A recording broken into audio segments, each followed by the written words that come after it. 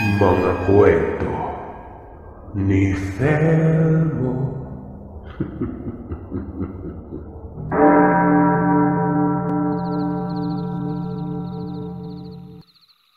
Ako po si Brian.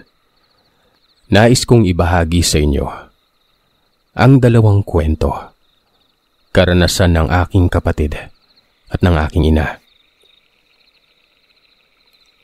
May pagkamayabang si Rex at talagang namang sobra siya kung gumala, mahilig sa kasiyahan at pakikipag-inom. Parati siyang pinagsasabihan ng kapatid ko na huwag basta-basta lalabas kong gabi, lalo na't hindi siya kasama. Ilang linggo pa lamang silang nagbabakasyon sa Catanduanes noon. Pero marami nang napupuntahang inuman at kung sino-sinong lasenggero ang kinakaibigan at nakakasama ni Rex. Kaya nagdesisyon na si Kuya Raymond na bumalik na sa Manila dahil madalas na siyang napapagalitan ng kanyang tiyahin dahil sa mga pinaggagawa ng kanyang kaibigan. Isang gabi, balak na namang umalis ni Rex dahil may nakilala siyang magandang dalaga sa bayan. Ano ba? Hindi ka nga pwedeng lumabas dahil gabing-gabi na. At saka, mapanganib sa labas, baka makasabat kayo ng kung ano doon. Bulyaw ni Kuya. Ayaw maniwala ni Rex noon. Ang sabi naman ni Kuya ay kung hindi talaga magpapapigil si Rex, sasamahan niya umano ito sa bayan. Basta, huwag umanong magsusuot ng puti nun. Napatanong naman si Rex kung bakit at anong kinalaman ng kulay ng damit sa pagbabawal nito. Ay naman kay Kuya, meron kasi umanong gumagalang silagan at pumapatay umano ng mga taong nakasuot ng puti. Kaya magpalit umano ng damit si Rex nun, bago pa masumpungan. Hindi pa rin nakinig sa kanya si Rex kaya sumuko na rin si Kuya sa katigasan ng ulo nito. Nagbaon siya ng t-shirt na itim habang nakasuot siya ng asul. Napansin na sila ni Tia Paula at ang anak nitong Dalagita at nasermonan pa silang dalawa. Nako Raymond, siguraduhin ninyong makakabalik na kayo sa lalong madaling panahon sa Manila. Aataki na ako sa sobrang konsumisyon dyan sa kaibigan mo. Alam mo namang hindi maganda yung panahon ngayon eh. Kitao man o sinasabi nilang aswang yung kung anong pagala-gala kapag gabi. Bakit parang walang pakialam yung kaibigan mo? Sige nang sige sa paggala at walang pakialam sa oras. Humingi naman ng patawad si Kuya sa tiya namin. Paalam lamang nito ay may bibisitahin lamang sila sa bayan nun at aalis na. Sumabat naman si Rex na huwag umanong mag-alala at magdadala naman umano ito ng pasalubong pagkabalik. Pagkarinig ni Tia Paula, lalo pa siyang nanermon kaya niyaya na ni Kuya Raymond si Rex na lumabas ng bahay. Sumakay sila sa motor. Pinaandar ni Rex ang sasakyan at binaybay nila ang kahabaan ng daan hanggang sa mapadako sila sa may kakahuyan kung saan walang katao-tao o kabayan nun. Sa hindi may paliwanag na dahilan, bigla na lamang silang namatayan ng makina ng motor. Nagtanong naman si Kuya Raymond kung ano ang nangyari. Ayon naman dito kay Rex, hindi niya rin alam at titingnan niya umano yung makina sa labas. Tumayo naman itong si Kuya sa tabi, habang binuksan ni Rex naman yung kung anong parte ng makina na yon. Tiningnan din niya yung mga gulong pero wala naman dapat rason para ikaabirya. Walang nasira o anumang problema. Pagkatayo ni Rex Sir Seth, bigla na lamang may kung anong bagay ang sumunggab sa kanyang likuran. Napaturo si Kuya Raymond nun. Lumingon si Rex. Bigla itong sumigaw.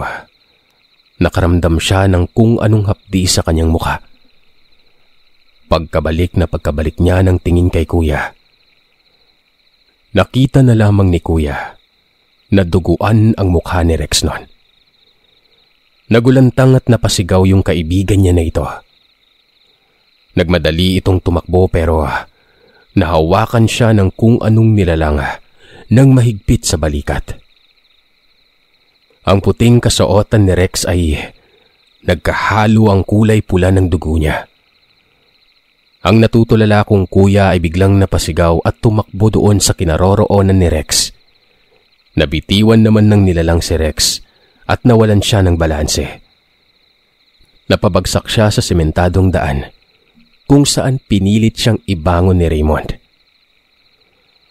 Nang muling tingnan ni kuya itong nilalang, ay itim na itim umano ito. Parang anino.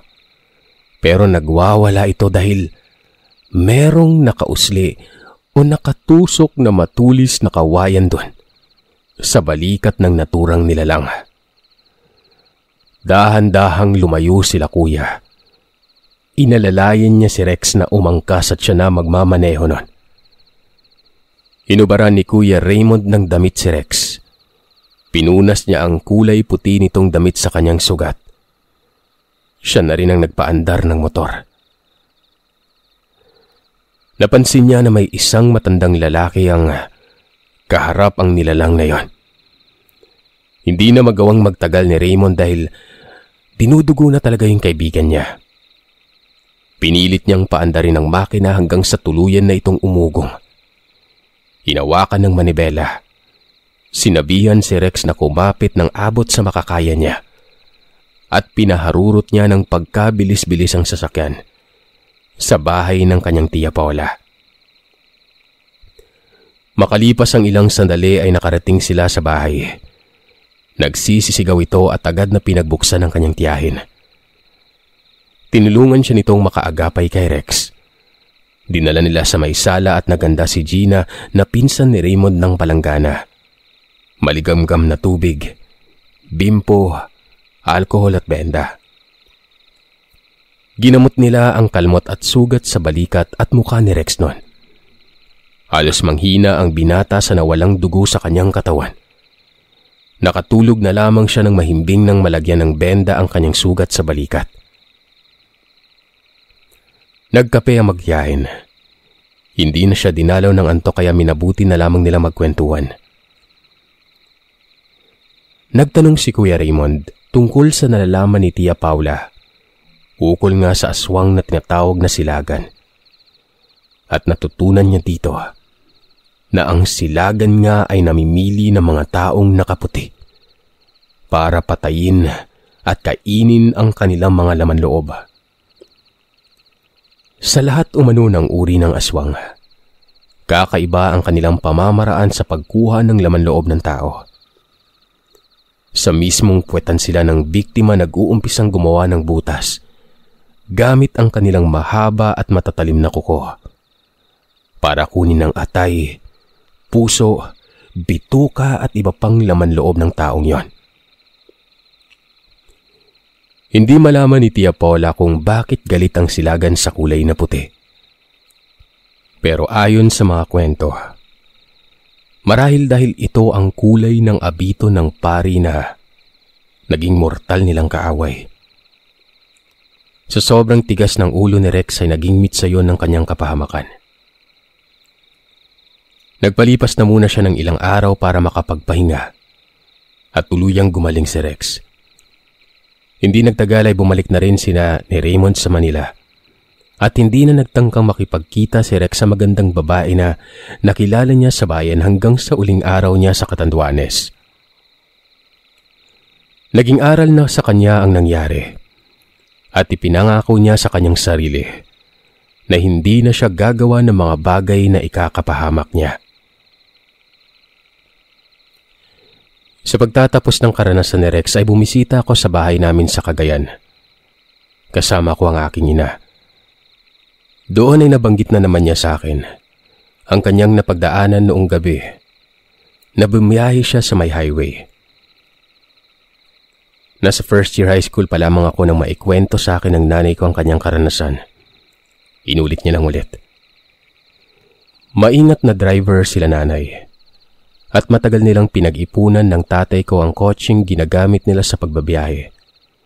Kaya naman kahit saan sila magpunta ay nagdodoble ingat sila na magasgasan ang sasakyan na yon.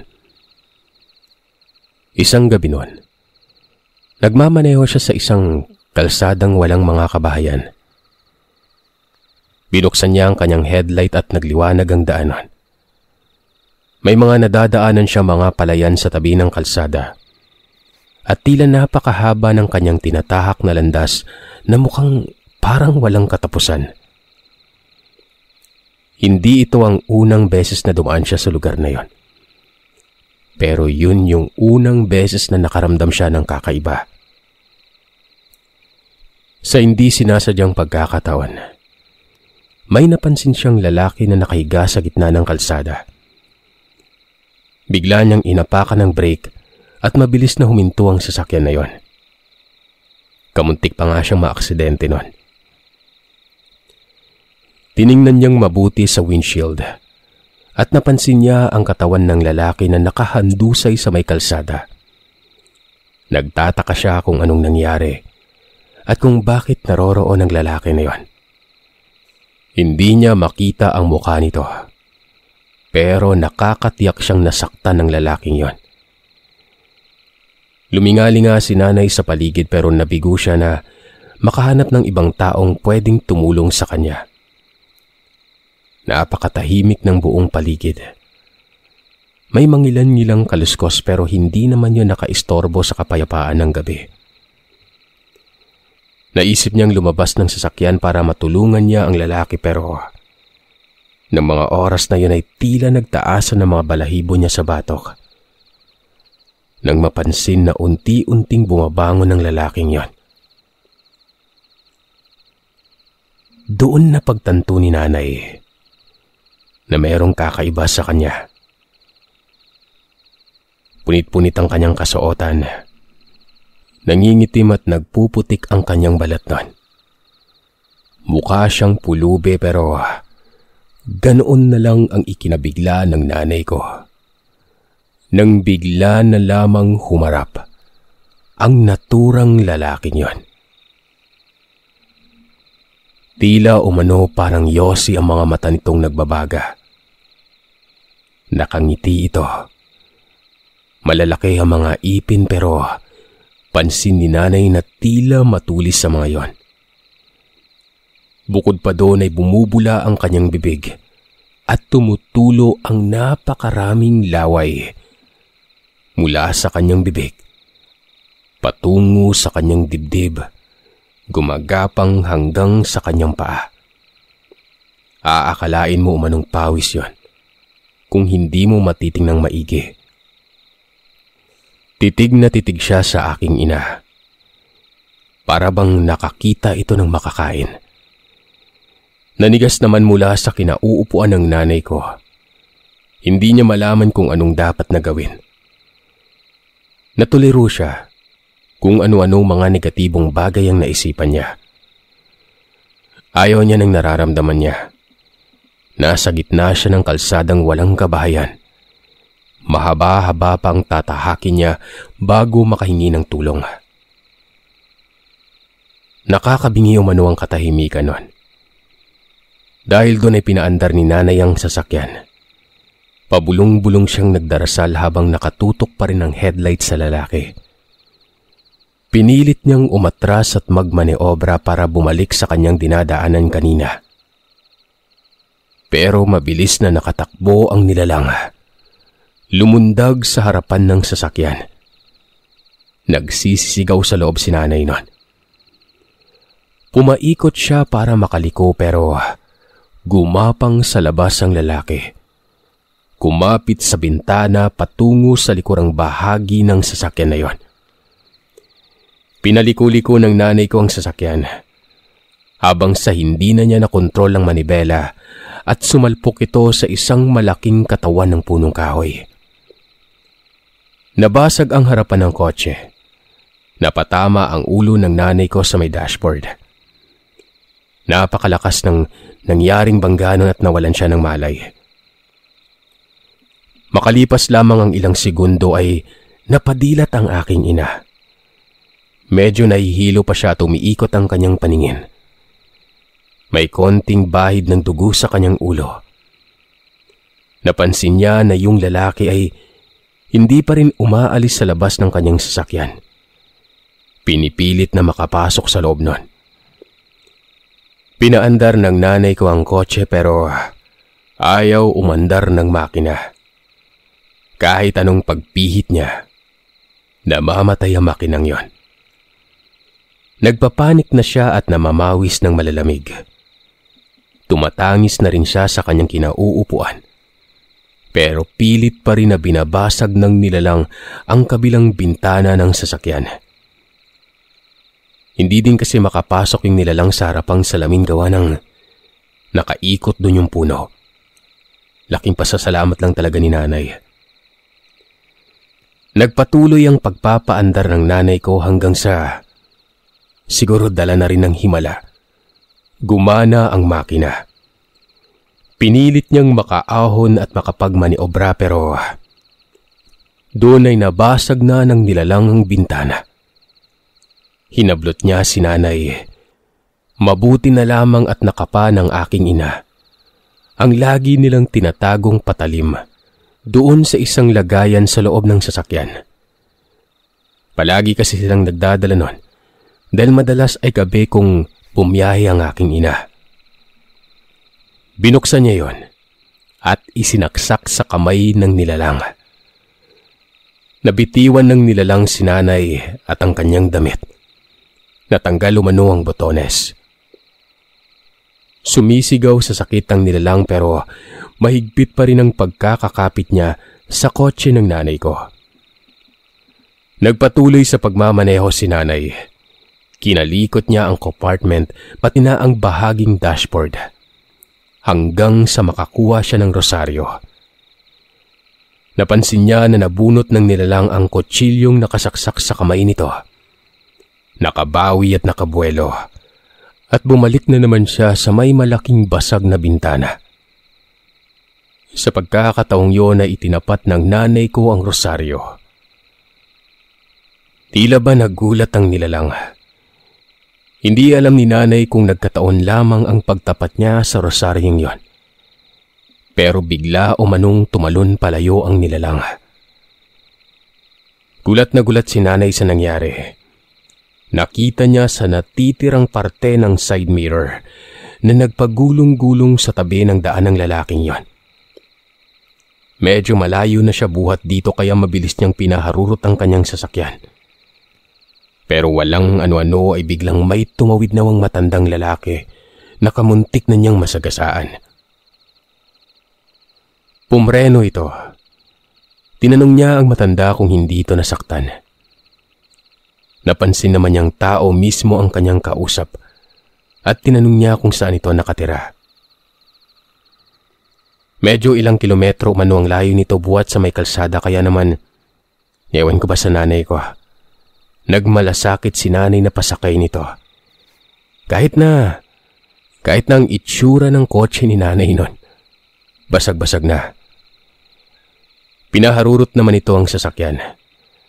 Naisip din kasi ni nanay noon na baka itong matanda naman ang mabiktima ng nilalang na humahabol sa kanya. Naikwento ni nanay ang nangyari kung bakit meron siyang mga basag na salamin at may bangga ang kotse niya noon. Tila hindi naman nagulat ang matanda. At siya na mismo ang nagsabing doon mismo sa kalsada na yon. Ilang araw na umanong may mga manilang-ilang mga kaso na mga namamatay na mga hayop. Maliban pa doon, ay may mga manaka-naka umanong nakakakita ng isang lalaki na bigla na lamang tatawid o hindi kaya haharang sa may sasakyan.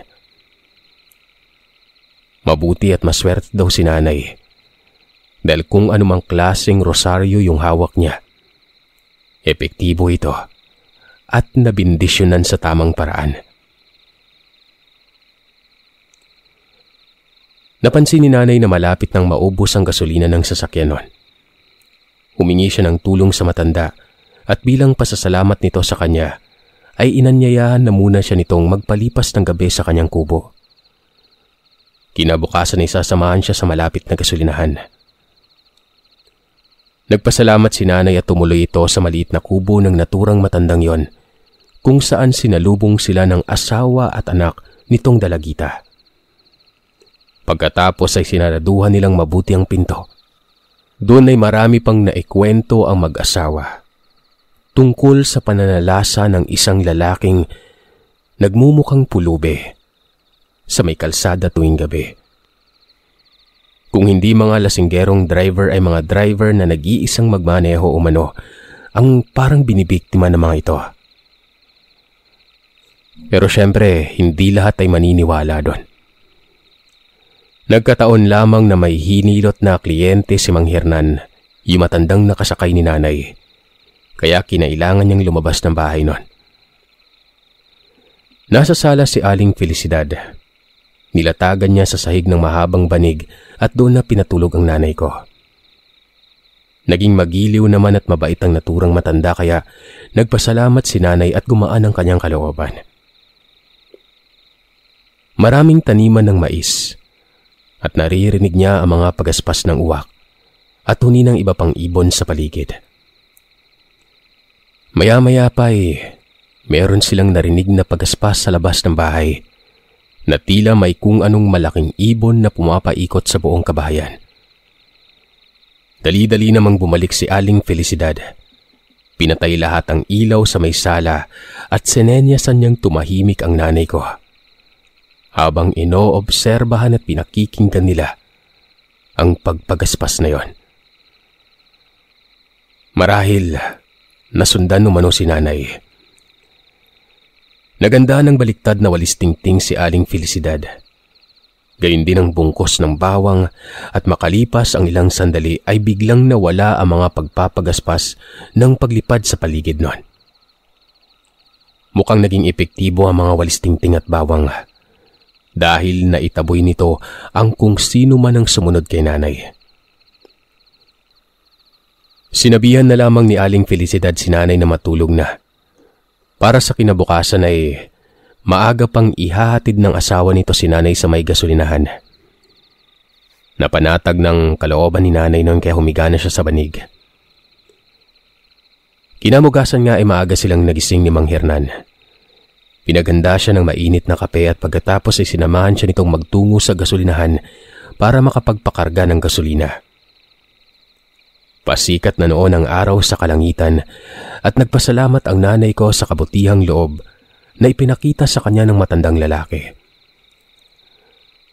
Pagkatapos niya makapagkarga ng gasolina at mapuno ang sasakyan, inihatid niya sa bahay kubo si Mang Hernan at nagpaalam siya sa buong mag-anak nito bago dumiretso ng pagmamaneho pauwi sa bahay.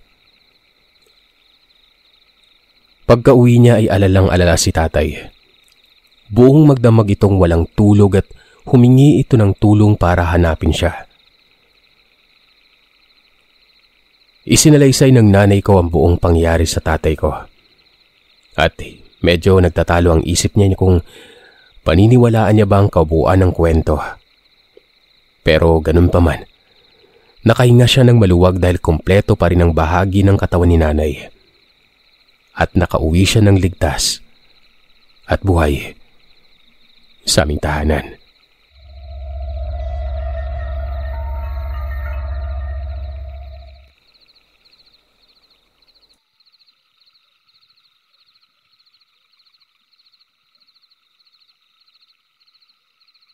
Mapagpalang araw sa iyo, Sir Seth, at sa iyo mga giliw na tagapakinig. Ako si Michael, kasalukuyang nagtatrabaho sa May Kawayan, Bulacan. Nais kong ibahagi sa inyo ang aking karanasan noong nakatira pa ako sa probinsya ng Romblon. Kakatapos ko pa lamang noon ng kolehiyo at wala pa akong napapag-applyan na trabaho. Umalis ang aking mga magulang at pumunta sa kamag-anak namin sa Naga para dumalo sa reunion. Naiwan akong mag-isa sa bahay. Lumipas ang ilang araw ay may dumating akong bagong kapitbahay na tumira sa katabi naming bahay noon. Isa siyang matandang lalaki. Medyo tahimik, hindi nakikipagkwentuhan. Madalang lumabas ng bahay at madalas na nag-iisa. Parati siyang nakasuot ng maitim na salamin sa mata.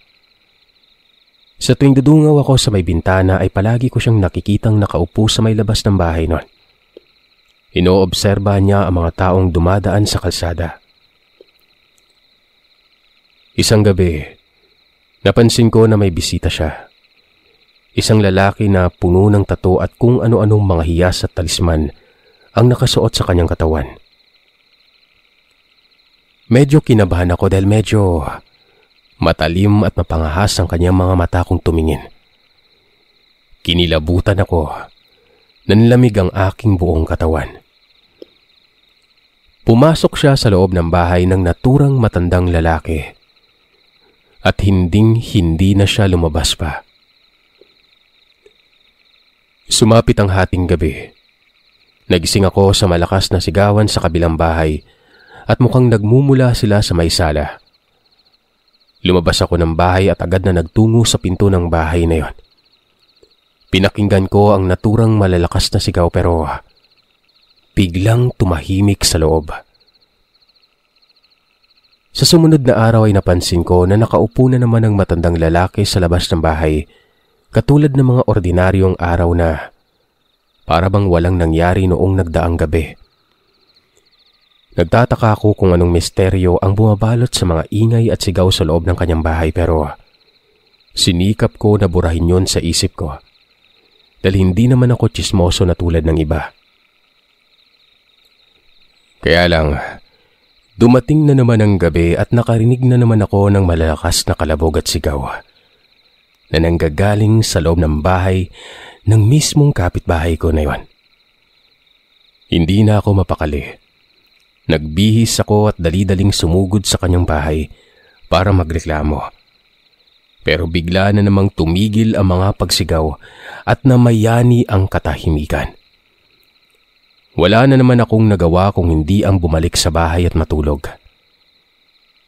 Sa kasunod na araw, dumungaw ako sa bintana at hindi ko na matagpuan ang matandang lalaki na yon.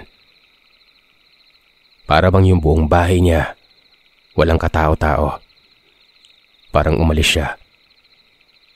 Pero kinagabihan, hindi ako dinalaw ng antok dahil nakarinig na naman ako ng malalakas na lagaslas ng tubig sa kabilang bahay na yon. Nagbihis ako at kinatok ko ang kanyang pintuan. Pero walang tumutugon. Sa laki ng puwersang nagawa ng mga ingay ay naglakas loob akong mamasok sa kabilang bahay kahit walang pahintulot ng sinuman. Pinihit ko ang siradora at natagpuan na hindi nakalak ang pintuan. Pumasok ako doon. Napakagulo ng paligid. Nakasulampak ang mga aklat sa sahig. Nangabasag sa pira-pirasong bahagi ang mga florera at iba pang kagamitan. Napukaw ang atensyon ko sa tunog ng lumalagaslas na tubig noon. Nang buksan ko ang pinto patungo sa may kusina, ay nagimbal ako at halos mapatalon sa takot. Napakaraming dugo sa paligid, maging sa kisame at dingding. Nagtungo ako sa paliguan at kahit nanginginig ang aking mga kamay, ay pinihit ko ang gripo sa banyo. Pero bigla na lamang nag-brown out nun. Lumingalinga ako sa paligid at sa isang kisap mata ay may nakita akong mga nanlilisik na mapupulang mga matang nakatingin sa akin. Napatras ako. Nagmamadaling lumabas ng banyo pero sinusundan pa rin ako ng kung anong nagbabagang yon.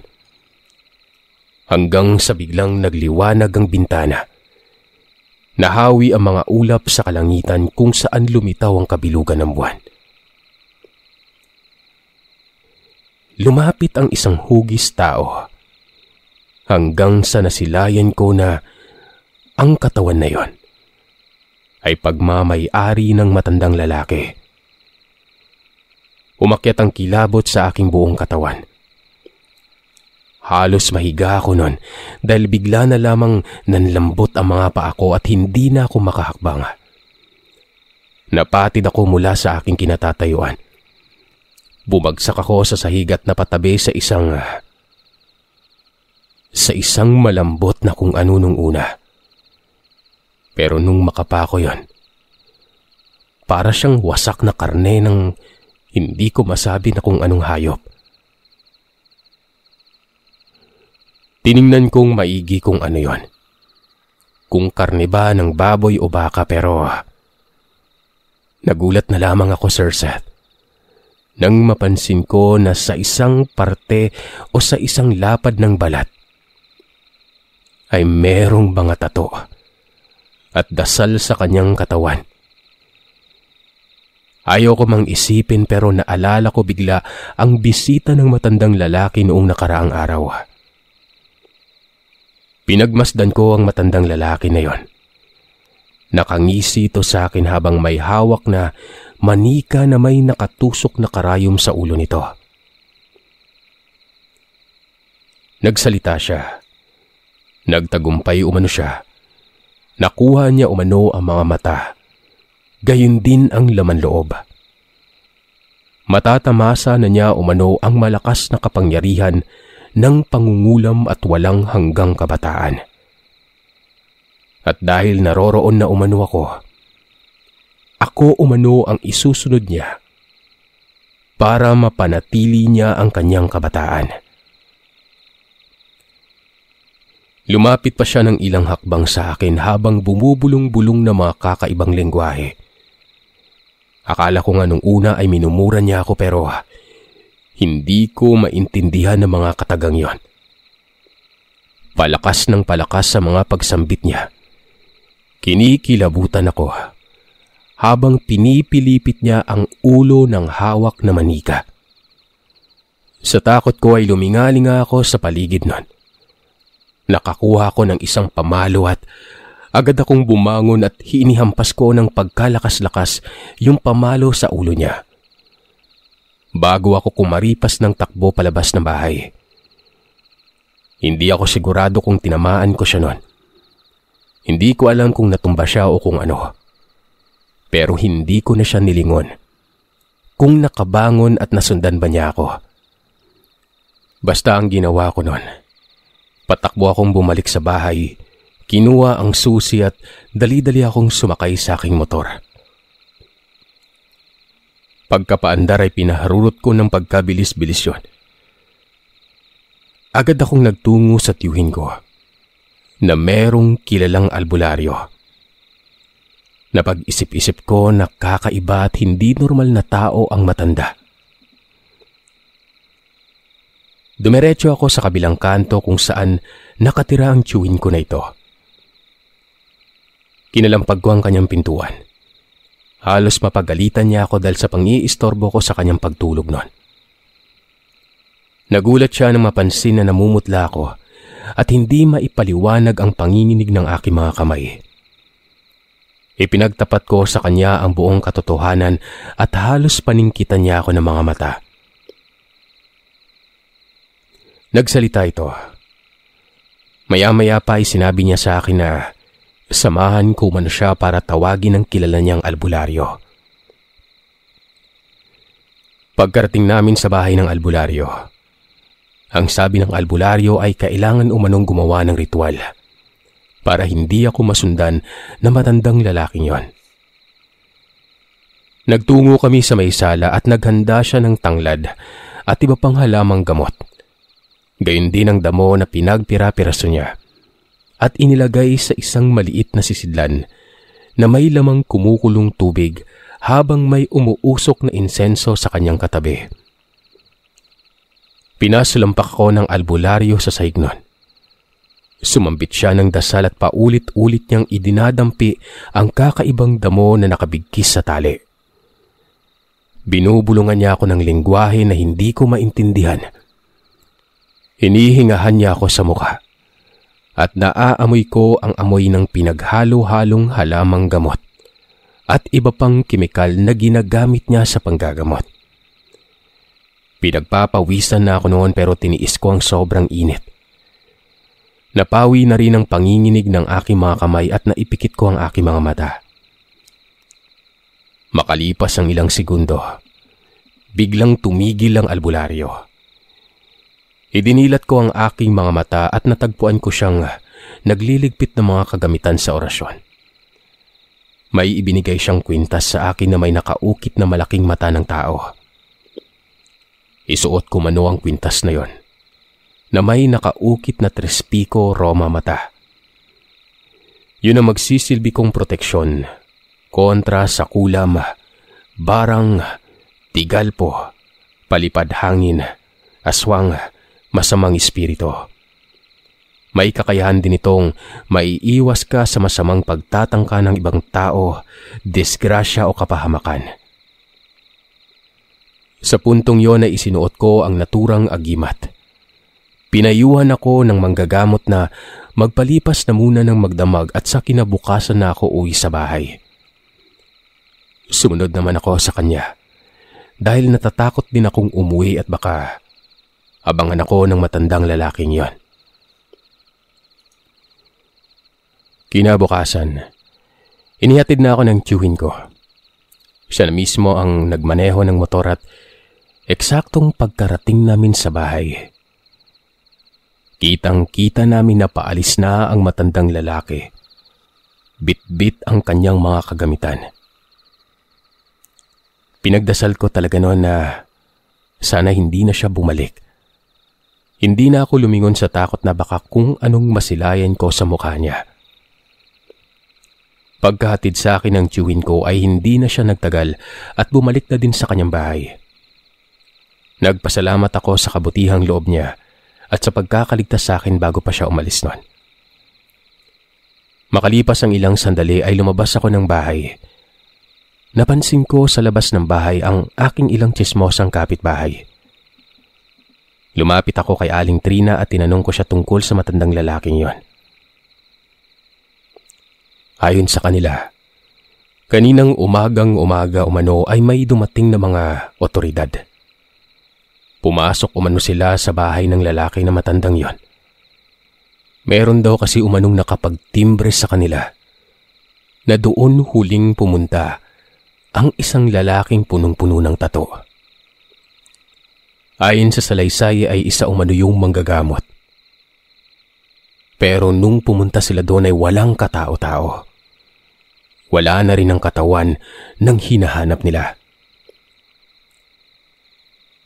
Naisip nila na baka may tagabulag ang lalaki dahil wala man lamang natagpuan talaga yung mga pulis sa loob ng bahay. At pagkaalis ng mga pulis na yon, nagulat na lamang ang mga kapitbahay namin nang bigla itong bumulaga. Nag-alsabalutan pagkatapos ay walang paalam na basta na lamang umalis sa bayan. Matapos ko makipag-usap, hindi ko nabanggit sa kanilang magkakapitbahay ang inkwentro ko sa matandang lalaking yon. Lubos akong kinilabutan sa mga nalaman ko at baka pag nagkamali pa akong magkwento ay baka balikan ako nun. Pagkarating ng hapon, nakarinig ako ng ugong ng sasakyan. Tumawag sa loob ng bahay ang aking mga magulang at nagalak ako na masilayan ko sila muli. Kahit papano ay naibsan ng takot sa dibdib ko dahil sa wakas ay hindi na ako nag-iisa sa loob ng bahay namin. Lumipas sa mga araw ay wala na akong nakitang bagong nakatira sa kalapit bahay.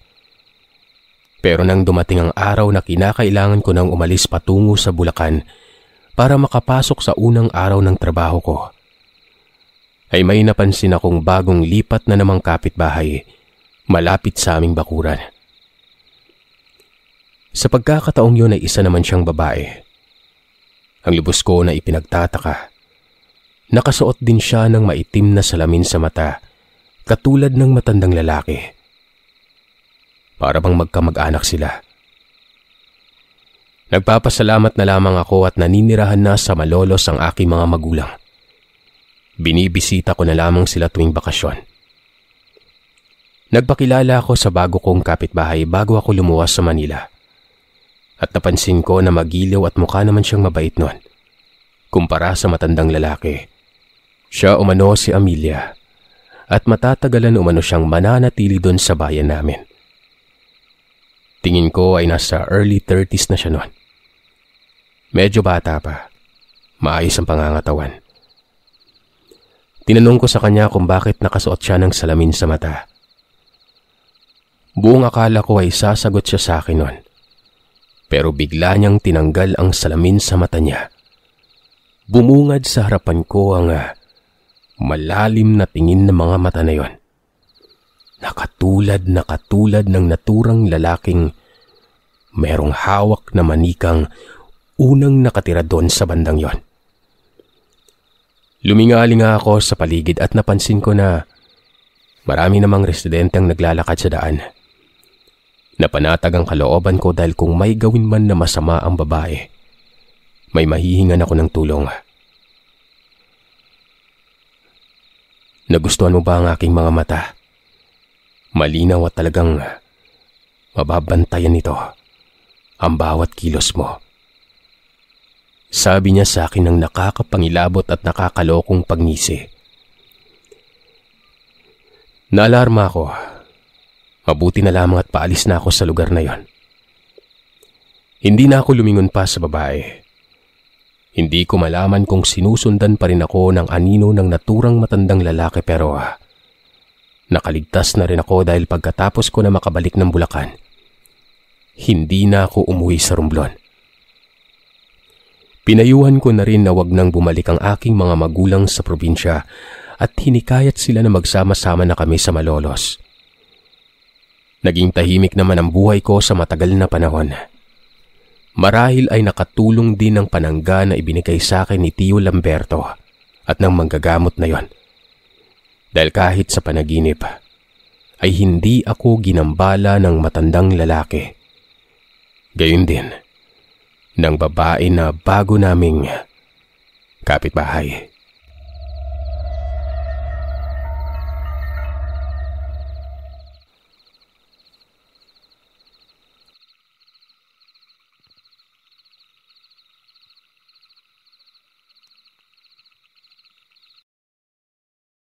Maraming salamat mga kagiliw sa pakikinig. Madako naman tayo sa shoutout request. Sa mga gusto magpa-shoutout, i-message nyo ako sa Facebook page, sa Instagram at email na nakalagay sa description ng bawat story. Iwasan natin yung shoutout request sa comment section dahil hindi natin siya ina-acknowledge. Shoutout sa bagong member, it's Hanoi, Kuatog Daily. Happy 1 month, Aprilin Almencion, Arjun Orabaw, and Jason Lopez. Happy 2nd month, Arthur Blas and Evelyn Valles. Happy 3rd, J.R. Saklet. Happy 5th, Luna. Happy 6th, Gemaline Custudio, Glenda Valdivia, and Shera Alegre. Happy 10th, Richard Vigenes Cipriano and Jane Pagobo. Happy 11th, M. Happy 17th, Zombie Sha 125. Happy 18th, Chubby Arnie and Mards B. Happy 19th, Miss Francis and Vin Alfaro. Happy 21st, Honey Lee Loyola. Happy 23rd, Egypt. Happy 31st, Mervin Teopes. Happy 37th, Ligaya Punay. Happy 39th, Carmelita Mabanag. And happy 41st, Catherine Abellanosa. Sa mga nag-message naman, belated happy birthday. Birthday niya kahapon, December 14, Michael Luis Nicolas. Pa-shoutout naman po sa next upload nyo, yung kambal ko na naghihimutok at hindi pa siya nakaka-member. Siya pa lang nangyanggaw sa akin, si Sis Heidi or Haidot. Kalputura Directo. Salamat Sir Sat from Hana Sinieto. Sir, pa-shoutout po from Ngay. Sir, pa-shoutout naman po, please silent listener nyo po ako. Simula nang mapakinggan ko kayo ay hindi na kompletong araw ko pag hindi kayo napapakinggan. Sa sister ko na sa UK, Nottingham, si Jessica na nayanggaw ko sa pakikinig, si Ate Lorna ko na laging nakikinig kapag naguhugas ng mga ginamit sa pagtitinda. One day, makapagpadala din po ako ng kwento ng lolo ko. Kailangan ko lang po munang makauwi ng Bulacan para makuha ko ang buong detalye mula sa aking ama. More power po from Bella Donna Bedelman. Tama kaya ako ng pag-pronounce ng apelyido. Thank you po. And last but not the least, Habi ko na pong makinig gabi-gabi. Pa-shoutout naman po Christine Samson Ondao from Los Baños, Laguna. Thanks a lot. Enjoy po akong makinig sa inyo at natural lang kayo magkwento. Christine Samson, congratulations for you are a successful content creator. Salamat po. Hello mga kagiling, maraming salamat sa inyo. Happy weekend po sa inyong lahat.